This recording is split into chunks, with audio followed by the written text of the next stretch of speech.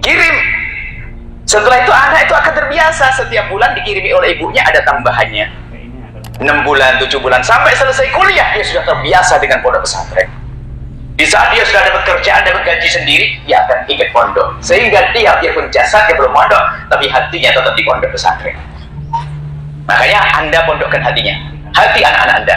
Yang ketiga, ini mungkin ada orang tua yang mengatakan, aduh anak saya badung badel, kalau dikasih duit gak kira nyampe, dia pinter ngambil sendiri, sholat gak padu, pusing dengan anak saya. Oke.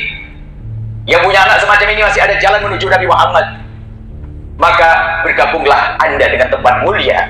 Rawat anak-anak santri itu, hormati anak santri, jaga anak santri dengan rizki Anda, dengan tenaga Anda, dengan pikiran Anda. Kalau Anda ngurusi santri, Allah yang ngurusi anak Anda seperti Allah janjikan. Allah fi aunil abdi maka dan abdu fi auni akhi. Allah akan menolong seorang hamba kalau hamba itu nolong orang lain. Anda sibuk ngurusi santri, dia pun katanya anak bandung bandel dan seterusnya. Tunggu dalam waktu dekat dia akan kembali kepada Allah.